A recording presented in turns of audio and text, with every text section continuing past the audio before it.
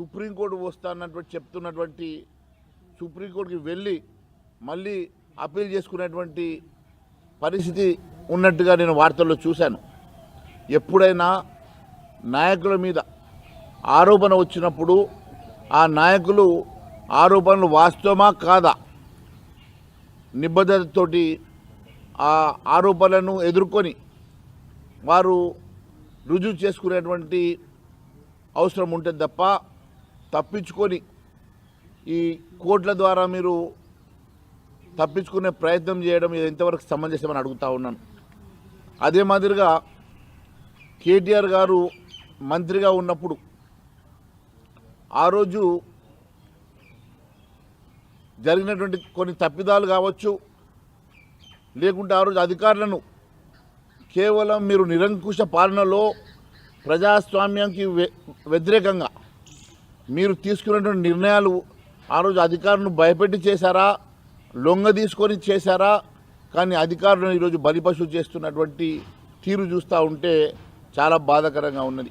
ఈరోజు మంత్రి గారు చేసి ఆదేశాలు ఇచ్చి వారితో పని చేయించుకొని ఈరోజు నా ప్రమేయం లేదు, అధికారులదే ప్రమేయం ఉన్నదని చెప్పే ప్రయత్నం చేయడం అంటే ఆ రోజు మీరు నిరంకుశంగా వారిని లొంగ తీసుకొని వారిని భయభ్రాంతుల్ని చేసి మీరు తీసుకున్న నిర్ణయాన్ని వారితో ఇంప్లిమెంట్ చేయించి ఈరోజు మీరు తప్పించుకునే ప్రయత్నం చేస్తున్నటువంటి మరి కేటీఆర్ గారు నిజంగా ఈ ప్రజాస్వామ్యంలో మీరు నిర్దోషి అయితే దీన్ని నిలబడి ఎదుర్కొని వాస్తవాలు తేటతెల్లం ప్రజానీకానికి చేయాల్సినటువంటి అవసరం ఉన్నది తప్ప ప్రజాక్షేత్రంలో ఈ వాస్తవాలు ఏందో నాయకుడు అనేవాడు వాస్తవాన్ని బయటపెట్టి దీన్ని ఎదుర్కోవాలి తప్ప ఈరోజు దొంగతనాల కోర్టులకు వెళ్ళేసి తప్పించుకునే ప్రయత్నం చేయడం ఇది బాధాకరం అని చెప్పి తెలియజేస్తూ ఉన్నాను.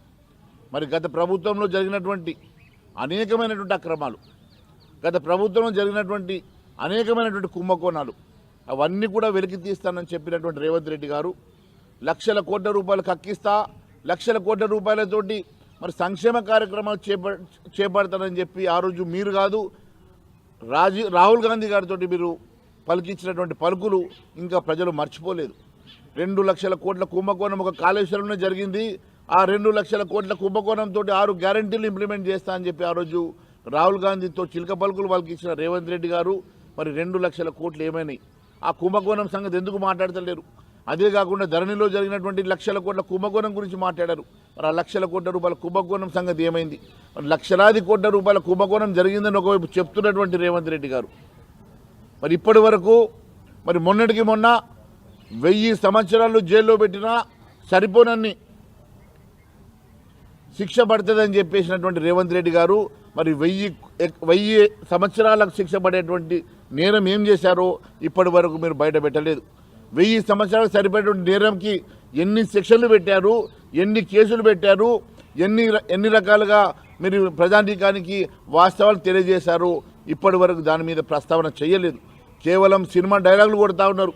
మీరు మరి తిట్టినట్టు చేస్తే ఆయన ఏడ్చినట్టు చేస్తూ ఉన్నారు. మీ ఇద్దరి మధ్యలో ఉన్నటువంటి మ్యాచ్ ఫిక్సింగ్ ఖచ్చితంగా ఈరోజు మరొక్కసారి రుజువైంది. టీఆర్ఎస్ కాంగ్రెస్ ఒకటేనని మరి పెద్ద పెద్ద కేసులు, లక్షల కోట్ల రూపాయల కుంభకోణాలు, 1000 సంవత్సరాలు జైలు శిక్ష పడేటువంటి మరి నేరాలు చేసిందని చెప్పేటువంటి రేవంత్ రెడ్డి గారు పిటి కేసులు పెట్టి వారిని తప్పించే ప్రయత్నం చేస్తున్నారు. ప్రజల్ని మరి మభ్యపెట్టేసి తప్పుదో పట్టించే ప్రయత్నాలు చేస్తున్నారంటే దీని వెనుక బలమైనటువంటి కారణాలు మేము భావిస్తూ ఉన్నాం. వారిని మరి ఆ పెద్ద కేసుల నుంచి తప్పించడానికే మీరు తప్పుదో పట్టించేటువంటి కార్యక్రమాలు చేస్తున్నట్టుగా మేము భావిస్తూ ఉన్నాం.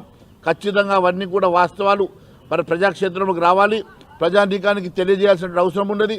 వాస్తవాలు ఏందో 1000 సంవత్సరాలు జైలు శిక్ష పడేటువంటి నేరాలు మరి వీరు ఏం చేశారో అవన్నీ కూడా బయటకు రావాలా.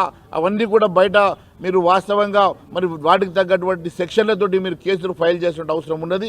ఖచ్చితంగా ఇలాంటి మరి చిన్న పిటి కేసులతోటి వారిని తప్పించే ప్రయత్నం చేయడం మరి ప్రజలు